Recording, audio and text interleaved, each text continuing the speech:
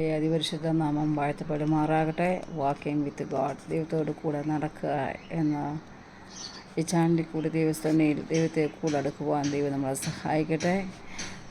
കഴിഞ്ഞ ചില ദിവസങ്ങളിൽ ചില ശാരീരിക അസ്വസ്ഥതകളാൽ വീഡിയോ അപ്ലോഡ് ചെയ്യാൻ കഴിഞ്ഞില്ല.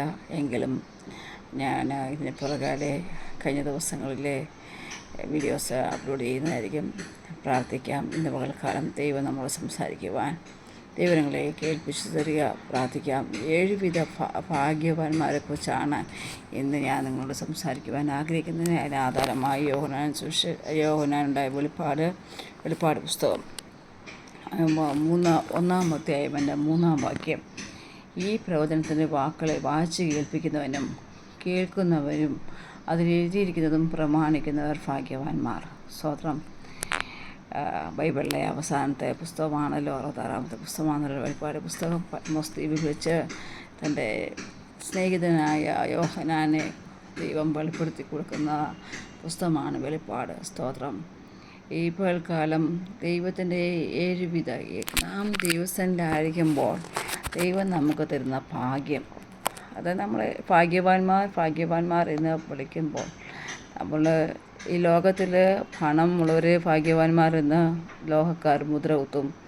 അല്ലെങ്കിൽ ഒരു ലോട്ടറി അടിച്ചാൽ അവൻ ഭാഗ്യവാൻ എന്ന് പറയും. എന്നാൽ ഇതൊന്നുമല്ല ഭാഗ്യപദവി. ദൈവത്തിൻ്റെ വചനം പറയുന്നത് കർത്താവിൻ്റെ പ്രവചനത്തിൻ്റെ വാക്കുകളെ വായിച്ച് കേൾപ്പിക്കുന്നവൻ ദൈവവചനപ്രകാരമുള്ള അനുഗ്രഹം അല്ലെങ്കിൽ ഭാഗ്യപദവി എന്തെന്ന് ചോദിച്ചാൽ ഈ പ്രവചനത്തിൻ്റെ വാക്കുകളെ വായിച്ച് കേൾക്കുന്നവരും അത് എഴുതിയിരിക്കുന്നവരും ഭാഗ്യവാന്മാർ. വെറുതെ വായിച്ചു വിടുന്നവരല്ല ഭാഗ്യവാന്മാർ. അല്ലെങ്കിൽ ഒരു പുൽപ്പെട്ടി കിടന്ന് നമ്മൾ വീര്യം തീർക്കുന്നതല്ല ഭാഗ്യപദവി.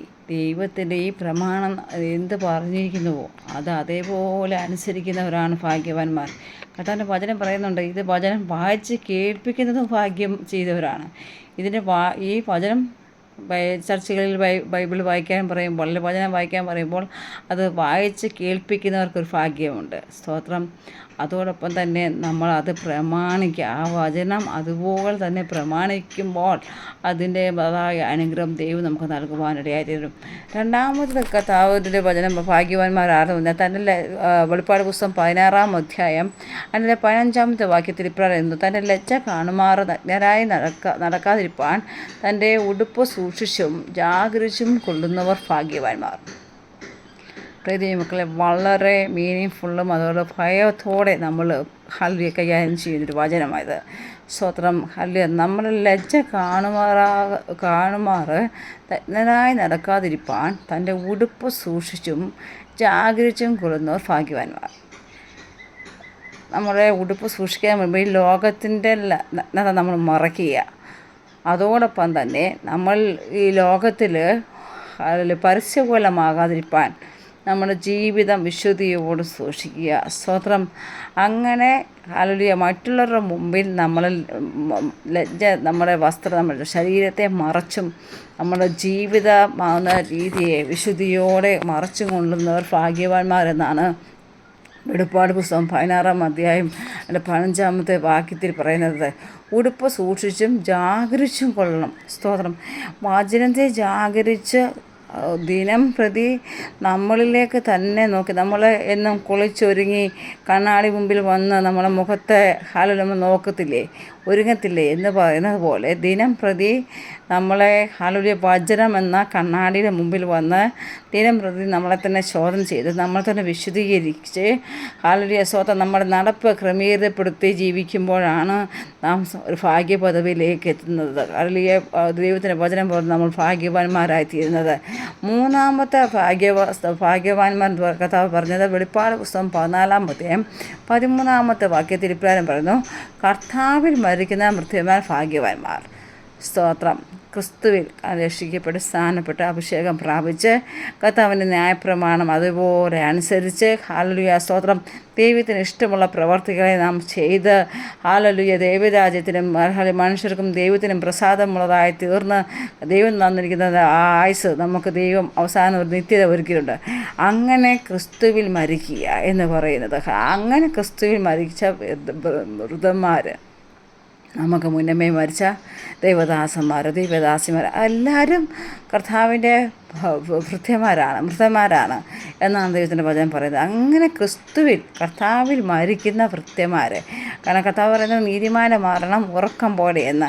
അങ്ങനെ ദിനം പ്രതി കർത്താവിൽ തന്നെ ലയിച്ച് ദൈവത്തെ തന്നെ ജാഗരിച്ചും അവനിഷ്ടങ്ങൾ ചെയ്തും അവൻ്റെ പാതയിൽ തന്നെ നാം ജീവിച്ച് ചെയ്യുമ്പോൾ ദൈവം നമുക്ക് നല്ലൊരു നിത്യത നൽകുവാനിടയായിട്ടും ആ മരണത്തെ അങ്ങനെ നാം മരിക്കുമ്പോഴാണ് അങ്ങനെ ക്രിസ്തുവിൽ മരിച്ച ഭൃത്യന്മാരെക്കുറിച്ചാണ് ദൈവം പറയുന്നത്. കർത്താവിൽ മരിക്കുന്ന ഭൃത്യന്മാർ ഭാഗ്യമേറിയവർ. സ്തോത്രം.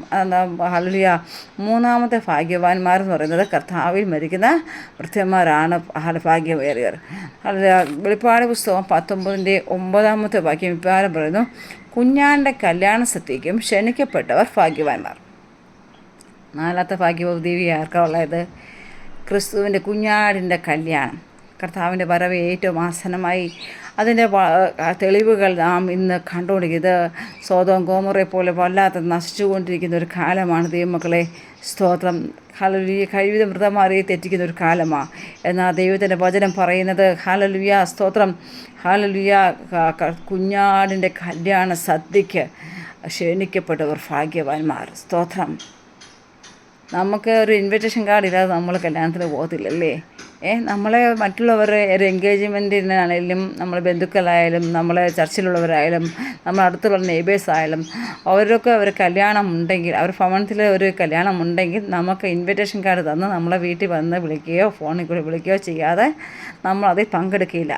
കർത്താവിൻ്റെ കല്യാണ ദിവസം കർത്താവിൻ്റെ വരവ് ഏറ്റവും ആസന്നമായി കർത്താവിൻ്റെ കാന്തിയായി തീരുവാൻ ദൈവം നമ്മളെ തിരഞ്ഞെടുക്കപ്പെട്ടിരിക്കുക. അങ്ങനെ ഇൻവിറ്റേഷൻ കാർഡ് ലഭിച്ച നാം ആ സദ്യയ്ക്ക് നമ്മളെ നാം ദൈവത്തോട് കൂടെ ആ സദ്യയ്ക്ക് ഉണ്ടെങ്കിൽ, അങ്ങനെ ഉണ്ടെങ്കിൽ ആ കല്യാണ പന്തലിൽ ദൈവത്തോട് കൂടെ നിത്യതയിൽ ഉണ്ടെങ്കിൽ അങ്ങനെ ക്ഷണിക്കപ്പെട്ടവർ ഭാഗ്യം ചെയ്തവർ ആണെന്നാണ് ദൈവത്തിൻ്റെ വചനം പറയുന്നത്. അഞ്ചാമതായി പറയുന്നത് കുഞ്ഞാൻ്റെ കല്യാണ സദ്യയ്ക്ക് ക്ഷണിക്കപ്പെട്ടവർ ഭാഗ്യവാന്മാർ. സ്തോത്രം.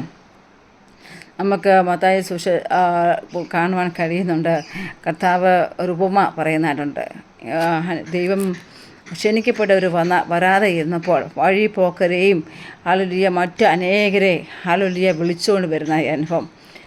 അത് കല്യാണ വസ്ത്രമില്ലാതെ നമുക്കതിനകത്ത് കയറുവാൻ കഴിയില്ല. അങ്ങനെയുള്ളവരെ നിത്യത്തെയെങ്കിൽ നിത്യമായി എരിയുന്ന തീയിലേക്ക് എറിഞ്ഞു കളയുവാൻ തീരും. ക്ഷണമില്ലാതെ നമുക്ക് പോകാൻ കഴിയയില്ല. എന്നാൽ കർത്താവിന് ക്ഷണിക്കപ്പെട്ടിട്ട് വരാതിരുന്നപ്പോൾ അവിടെ പടയാളികളെ കടന്നു വിട്ടിട്ട് പറയുന്നു, അനേകരെ വഴിവക്കിലും ഒക്കെ ഇരിക്കുന്ന അനേകരെ വിളിച്ചുകൊണ്ട് വന്ന് കല്യാണ സദ്യയ്ക്ക് വിളിച്ചുകൊണ്ട് വരുവാൻ പറയുന്നതായിട്ട് നമുക്ക് കാണാൻ കഴിയുന്നുണ്ട്. സ്തോത്രം. ഇവിടെ കർത്താവിൻ്റെ വെളിപ്പാട് പുസ്തകത്തിൽ പറയുന്നു, കല്യാണ സദ്യയ്ക്ക് ക്ഷണിക്കപ്പെട്ടവർ ഭാഗ്യവാന്മാർ. ഇന്ന് ആളുകളിൽ കർത്താവിൻ്റെ ആ ക്ഷണം നമുക്കുണ്ടോ? ആ കല്യാണ സദ്യയിൽ പങ്കുചേരുവാൻ നമുക്ക് ജീവിതം കൊണ്ട് കഴിയുന്നുണ്ടോ എന്ന് നമ്മൾ തന്നെ ശോധന ചെയ്യാം. അങ്ങനെ ഒരു ഭാഗ്യബോധത്തിലേക്ക് എത്തിച്ചേരുവാൻ നമ്മളെ സഹായിക്കട്ടെ. അഞ്ചാമതായി കർത്താവിൻ്റെ വചനത്തിൽ പറയുന്നു, വെളിപ്പാട് പുസ്തകം 20:6 ഇങ്ങനെ എഴുതിയിരിക്കുന്നു, ഒന്നാമത്തെ പുനരുത്ഥാനത്തിൽ പങ്കുള്ളവർ ഭാഗ്യവാന്മാർ. സ്തോത്രം. മരിച്ചുയർത്തെഴുന്നേൽക്കുന്ന പുനരുത്ഥാനത്തിൽ ദൈവസന്നിധിയിൽ ദൈവത്തോട് കൂടെ കാണുവാൻ, ആ ഒന്നാമത്തെ പുനരുത്ഥാനത്തിൽ പങ്കുള്ളവരായി തീരുവാൻ നമ്മളെ തന്നെ ഒരുക്കാൻ ദൈവമക്കളെ ഈ ദിവസങ്ങളിൽ. ആറാമതായി ദൈവത്തിൻ്റെ വചനത്തിൽ പറയുന്നു, വെളിപ്പാട് പുസ്തകം 22:7 പറയുന്നു, ഈ പുസ്തകത്തിലെ പ്രവചനം പ്രമാണിക്കുന്നവർ ഭാഗ്യവാന്മാർ. ആദ്യം നമ്മൾ വായിച്ച് കേട്ടു, 1:3 കേട്ടു. ഈ വചനത്തിൻ്റെ വാക്കുകളെ വായിച്ച് കേൾക്കുന്നവരും അതിലെഴുതിയിരിക്കുന്നത് പ്രമാണിക്കുന്നവർ ഭാഗ്യവാന്മാർ എന്ന്. ഒന്നാമത്തേത് പറയുമ്പോൾ ഹല്ലേലൂയ സ്തോത്രം. ആറാമത്തേതായി കർത്താവ് പറയുന്ന ഭാഗ്യവാന്മാരുടെ പദവി കർത്താവ് പറയുന്നത് ഒരു വചനമുണ്ട്. ഹല്ലേലൂയ സ്തോത്രം. ഈ പുസ്തകത്തിലെ പ്രവചനം പ്രമാണിക്കുന്നവർ, കർത്താവ് പറഞ്ഞിരിക്കുന്ന ഈ വചനങ്ങളെ പ്രമാണിക്കുന്നവർ ഭാഗ്യമേറിയവർ. സ്തോത്രം. ഈ പ്രവചനം കർത്താവ് നൽകിയിരിക്കുന്ന നമ്മോട് ദൈവം തന്നിരിക്കുന്ന വചനം, കർത്താവിൻ്റെ പ്രവചനം പറഞ്ഞാൽ അനേക ദൈവദാസന്മാർ യെശയ്യാ പ്രവാചകനും ദാനിയേൽ പ്രവാചകനും അങ്ങനെ അനേക പ്രവചന പുസ്തകങ്ങൾ ഈ വചനത്തിലുണ്ട്. ആ വചനത്തിൽ കൂടെ എല്ലാം ദൈവം നമുക്ക് തരുന്ന വാഗ്ദാനമുണ്ട്, വാഗ്ദത്തങ്ങളുണ്ട്. നാം ക്രമീകരിക്കേണ്ടതായ ഭാഗങ്ങളുണ്ട്. നമ്മുടെ കുടുംബത്തിലെ നമ്മുടെ കുഞ്ഞുങ്ങൾ ക്രമീകരിക്കപ്പെടേണ്ടതായ ഭാഗങ്ങളുണ്ട്. അതെല്ലാം നാം ക്രമീകരിച്ച് കഴിഞ്ഞ് ദൈവസന്നിധിയിൽ വരുമ്പോൾ ഹല്ലേലൂയ ആ വചനം പ്രവചനങ്ങളെല്ലാം, ആ വചനത്തെ, ന്യായപ്രമാണത്തെ നാം അതേപോലെ അനുസരിച്ച് കടന്നു വരുമ്പോൾ, നാം അതേപോലെ പ്രമാണിച്ച് നമ്മൾ അനുസരിച്ച് നടക്കുമ്പോഴാണ് നാം ഭാഗ്യമേറിയവരായിത്തീരുന്നത്. സ്തോത്രം. അവസാനമായിട്ട് ഹല്ലേലൂയ, ഏഴാമത്തെ ഭാഗ്യമേറിയ പദവി എന്ന് പറയുന്നത് ക്രിസ്തുവിൻ്റെ വൃക്ഷത്തിലെ ജീവവൃക്ഷത്തിൻ്റെ തനിക്ക് അധികാരം ഉണ്ടാകേണ്ടതിനും ഗോപുരങ്ങളിൽ കൂടി നഗരത്തിൽ കടക്കേണ്ടതിനും തങ്ങളുടെ വസ്ത്രം അലക്കുന്നവർ ഭാഗ്യവാന്മാർ. വെളിപ്പാട് 22:14 ഒന്നുകൂടെ വായിച്ച് കേൾപ്പിക്കാം. ജീവൻ്റെ വൃക്ഷത്തിൽ തനിക്ക് അധികാരം ഉണ്ടാകേണ്ടതിനും ഗോപുരങ്ങളിൽ കൂടി നഗരത്തിൽ കടക്കേണ്ടതിനും തങ്ങളുടെ വസ്ത്രം അലക്കുന്നവർ ഭാഗ്യവാന്മാർ. സ്തോത്രം. വസ്ത്രം അലക്കുക എന്ന് പറയുമ്പോൾ നമ്മളെ വാഷിംഗ് മെഷീനകത്തിട്ട് നമ്മൾ വീടുകളിൽ വസ്ത്രം കഴുകുന്ന അവസ്ഥയല്ല പറയുന്നത്. നമുക്ക് ദൈവം തന്നിരിക്കുന്ന വിശുദ്ധി, വേർപാട്, അതൊരു വസ്ത്രമാണ്. സ്തോത്രം. അവയെ നാം കേടുകൂടാതെ സൂക്ഷിക്കണം. സ്തോത്രം. ജീവിതമാവുന്ന വസ്ത്രം. സ്തോത്രം. അതിൽ ചെളി പുരളാതെ നാം സൂക്ഷിക്കണം. സ്തോത്രം. ഹല്ലേലൂയ. നാം കാണുന്നുണ്ട്, യോസേപ്പ് പോത്തിഫറിൻ്റെ ഭവനത്തിൽ പാവം ചെയ്യുവാൻ പോത്തിഫർ നിർബന്ധിച്ചപ്പോൾ അവൻ്റെ പുറമേ ഉള്ള വസ്ത്രം അവൻ കളഞ്ഞിട്ട് ഓടി രക്ഷപ്പെടുകയാണ്. സ്തോത്രം. അവിടെ അവൻ്റെ ജീവിത വിശുദ്ധിയെ അവൻ കാത്തു സൂക്ഷിക്കുന്നതാണ് കാണുന്നത്. സ്തോത്രം. പ്രിയ മക്കളെ, ഈ ദിവസങ്ങളിൽ നമ്മുടെ ജീവിതത്തെ ഓരോ ദിവസവും നമ്മൾ വീട് വൃത്തിയാക്കുന്നത് എങ്ങനെയാണ്, നമ്മൾ തുണികൾ കഴുകി വൃത്തിയാക്കുന്നത് എങ്ങനെയാണ്, അതുപോലെ തന്നെ കർത്താവിൻ്റെ വചനം ധ്യാനിച്ചുകൊണ്ട് വചനത്തെങ്കിൽ നമ്മുടെ വസ്ത്രത്തിൽ എവിടെയെങ്കിലും കറ, ചുളുക്കം, വാട്ടം, മാലിന്യം എവിടെയെങ്കിലും പറ്റിയിട്ടുണ്ടോ എന്ന് നോക്കി അങ്ങനെ ദിനം പ്രതി ആ വസ്ത്രത്തിൽ, ആ വിശുദ്ധ വസ്ത്രം, തൂവെള്ള വെള്ള വസ്ത്രത്തിൽ ഒരു ചെളി വീണ്ടാൽ, അല്ലെങ്കിൽ ഒരു റെഡ് മാർക്ക് വീഴുകയോ ഒരു കറുത്ത പാട് വീഴുകയോ മറ്റേത് കളറ് വിട്ടാൽ നമുക്ക് പെട്ടെന്ന് അത് കാണാൻ കഴിയും. നമ്മുടെ ജീവിതം എന്ന് പറയുന്നത് വിശുദ്ധിയാണ്. വെള്ള വസ്ത്രം ദൈവം നമുക്ക് നൽകിയിരിക്കുന്നത്. ആ വസ്ത്രം നമ്മൾ എപ്പോഴും വിശുദ്ധിയോടെ, അതിൽ അഴുക്ക് പുലരാതെ, കറ പുലരാതെ സൂക്ഷിക്കുവാൻ, ഈ ലോകത്തിൻ്റെ മാലിന്യമോ പാവങ്ങളോ ഒന്നും അതിലേക്കാതെ വേണം സൂക്ഷിച്ച് ജീവിപ്പാൻ ദൈവം നമ്മളെ സഹായിക്കട്ടെ. ഓരോ ദിവസവും ആ വസ്ത്രം അലക്കുന്നവർ ഭാഗ്യവാന്മാർ. സ്തോത്രം. നമ്മളെ തന്നെ ത്യജിച്ച് നമ്മുടെ ജീവിതത്തെ, നമ്മുടെ ഇഷ്ടങ്ങൾ, നമ്മുടെ ജഡമോഹം, കൺമോഹം, ജീവനത്തിൻ്റെ പ്രതാപം ഒക്കെ ഉപേക്ഷിച്ച് ആ വസ്ത്രത്തിൽ, കർത്താവ് തന്നിരിക്കുന്ന വസ്ത്രത്തിൽ ഒരു ശകലം പോലും ചെളി പുരളാതെ, വാട്ടവും മാലിന്യവും കളങ്കവും ഒന്നും ഏക്കാത്തൊരു നല്ല കന്യകയായി തീരുവാൻ, നമ്മുടെ വസ്ത്രം അലക്കി ദിവസവും നമ്മളെ തന്നെ സൂക്ഷിക്കുന്നവരായി തീരുവാൻ ദൈവം നമ്മളെ സഹായിക്കട്ടെ.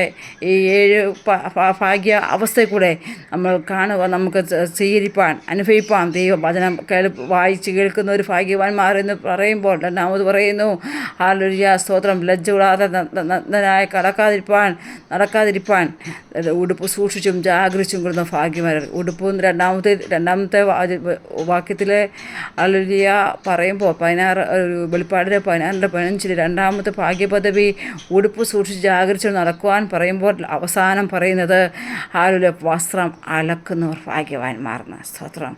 പ്രിയ മക്കളെ, ഓരോ ദിവസവും ഓരോ ദിനവും കർത്താവിൽ ഹല്ലേലൂയ ആ ഭാഗ്യപദവി പ്രാപിപ്പാൻ, ക്രിസ്തുവിൽ മരിച്ചവർ ഭാഗ്യവാന്മാർ എന്ന് പറയുമ്പോൾ കുഞ്ഞാണ്ട് സദ്യയ്ക്ക് ക്ഷണിക്കപ്പെട്ടവർ ഭാഗ്യവാന്മാർ. സ്തോത്രം. ഓരോ ഭാഗ്യപദവി നമുക്ക് പ്രാപിച്ചെടുപ്പാൻ ദൈവം നമ്മളെ തന്നെ സഹായിക്കട്ടെ. ഈ ദിവസങ്ങളിൽ അതിനായി നമ്മളെ തന്നെ കാത്തു സൂക്ഷിക്കാം, കണ്ണുകളെ അടയ്ക്കാം, പ്രാർത്ഥിക്കാം. സ്വർഗീയ പിതാവേ, ഈ നല്ല കർത്താവെ പകൽക്കാലത്തിനായി സ്തോത്രം ചെയ്യുന്നു. കർത്താവെ, ഞങ്ങൾക്കൊന്ന് 7 വിധ ഭാഗ്യ പദവിക്കായി സ്തോത്രം. കർത്താവെ, കേവലം വചനം വായിച്ച് വിടുന്നവരായിട്ടല്ല കർത്താവെ, വചനം വായിക്കുകയും അവയെ അനുസരിക്കുകയും അവ പ്രമാണിച്ച് നടക്കുകയും ചെയ്യുവാൻ സ്വർഗം ഞങ്ങളെ സഹായിക്കുമാറാകണമേ എന്ന് പ്രാർത്ഥിക്കുന്നു. അപ്പോൾ തന്നെ കർത്താവെ, ഉടുപ്പ് സൂക്ഷിച്ചും കർത്താവെ, അപ്പോൾ ഞങ്ങളുടെ കർത്താവിൽ മറ്റുള്ളവർ കാണാതെ വേണം ഞങ്ങളെ തന്നെ മറച്ചുകൊണ്ട് ജീവിപ്പാൻ, ജാഗരിച്ച് സൂക്ഷിക്കുവാൻ ഞങ്ങളെ സഹായിക്കുമാറാകണമേ എന്ന് പ്രാർത്ഥിക്കുന്നു. കർത്താവിൻ്റെ ക്രിസ്തുവിലെ കർത്താവെ, ന്യായപ്രമാണം അനുസരിച്ച് വിശുദ്ധിയോട് ജീവിച്ച് ആ നിത്യതയിൽ കർത്താവെ ക്രിസ്തുവിത പടമാരോടൊപ്പം, കർത്താവെ ഹൃദയന്മാരോടൊപ്പം മരിക്കുന്ന ആ ഭാഗ്യപദവി ഞങ്ങൾ പ്രാപിപ്പാൻ ഞങ്ങളെ സഹായിക്കണമേ. കഥാവെ കല്യാണ സദ്യയ്ക്ക് ക്ഷണിക്കപ്പെട്ടവരെ കൂടെ അടിങ്ങളും കാണുവാൻ സ്വർഗം ഇടയാക്കണമേ. എൻ്റെ വചനം കേൾക്കുന്ന ഓരോരുത്തരും ആ കല്യാണ സദ്യയിൽ കഥാവെ ഒരുക്കപ്പെടുവാൻ, ആ സദ്യയ്ക്ക് വേണ്ടി ഒരുക്കപ്പെടുവാൻ സ്വർഗം ഇടയാക്കണമേ എന്ന് പ്രാർത്ഥിക്കുന്നു. കഥാവെ പുനരുത്ഥാനത്തിൽ പങ്കുള്ളവരായി തീരുവാൻ ഞങ്ങളെ സഹായിക്കണമേ. കഥാവെ ഇതിൻ്റെ പ്രവചനം പ്രമാണിച്ച് നടക്കുന്നവരായി തീരുവാൻ ഞങ്ങളെ സഹായിക്കുമാറാകണമേ.